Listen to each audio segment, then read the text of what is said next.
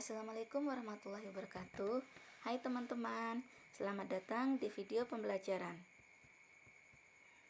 Ini kita akan belajar tentang unsur-unsur pendidikan dan 4 pilar pendidikan. Unsur-unsur pendidikan. Unsur-unsur pendidikan melibatkan banyak hal, diantaranya yang pertama peserta didik atau subjek yang dibimbing. Peserta didik merupakan subjek atau pribadi yang otonom, yang ingin diakui keberadaannya, selaku pribadi yang memiliki ciri khas dan otonomi untuk mengembangkan diri. Ciri khas peserta didik yang perlu dipahami oleh pendidik yaitu individu yang memiliki potensi fisik dan psikis yang khas, sehingga merupakan insan yang unik. Yang kedua, individu yang sedang berkembang. Yang ketiga, individu yang membutuhkan bimbingan individual dan perlakuan manusiawi. Yang keempat, individu yang memiliki kemampuan untuk mandiri. Selanjutnya yang kedua, pendidik atau guru. Guru merupakan orang yang bertanggung jawab terhadap pelaksanaan pendidikan dengan sasaran peserta didik. Dalam pelaksanaan tugas pendidik atau guru harus memiliki kemampuan dalam penguasaan ilmu pengetahuan, teknologi dan atau seni, serta kewibawaan. Dengan kewibawaan, guru akan memiliki pengaruh dan mampu mempengaruhi peserta didik dalam proses pembelajaran. Guru yang memiliki wibawa akan menjadi idola dan dirindu oleh peserta didiknya. Kunandar menyatakan bahwa gurulah yang berada pada garda terdepan dalam menciptakan kualitas sumber daya manusia. Gurulah yang bersentuhan langsung dengan peserta didik di kelas dalam proses pembelajaran formal.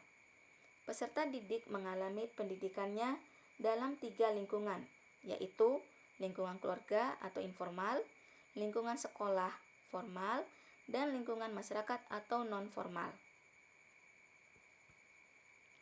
Yang ketiga, interaksi edukatif antara peserta didik dengan pendidik.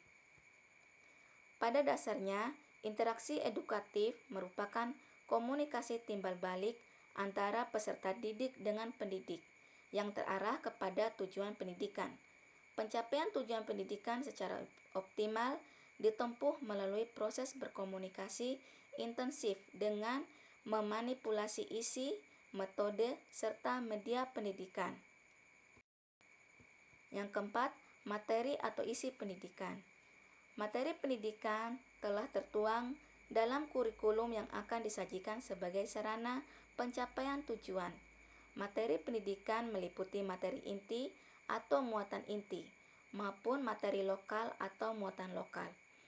Materi inti bersifat nasional yang mengandung misi pengendalian dan persatuan bangsa, sedangkan muatan lokal misinya untuk mengembangkan potensi daerah, termasuk kebudayaan daerah sebagai cerminan jiwa dan semangat Bhinneka Tunggal Ika.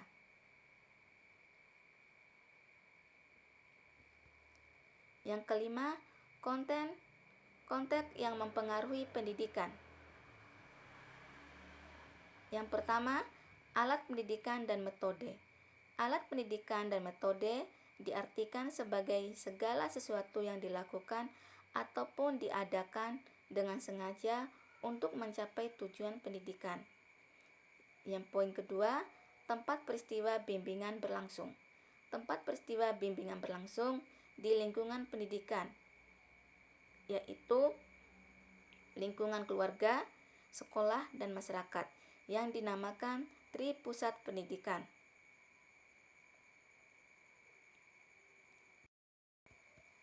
Selanjutnya, kita akan membahas tentang 4 pilar pendidikan. Upaya meningkatkan kualitas suatu bangsa tidak ada cara lain kecuali melalui peningkatan mutu pendidikan. Berangkat dari pemikiran itu, UNESCO mencanangkan 4 pilar pendidikan sekarang dan masa depan. Yang pertama, learning to know, belajar untuk mengetahui.